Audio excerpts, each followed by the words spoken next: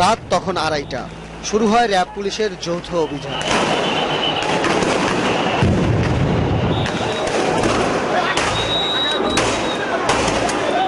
সরে যাবার জন্য বারবার সতর্ক করার পরও যখন অবস্থান কর্মসূচি চালিয়ে যাবার ঘোষণা আসে, তখনই দৈনিক বাংলা ও নটরডেম কলেজের দিক থেকে শুরু হয় একযোগে পুলিশের অভিযান।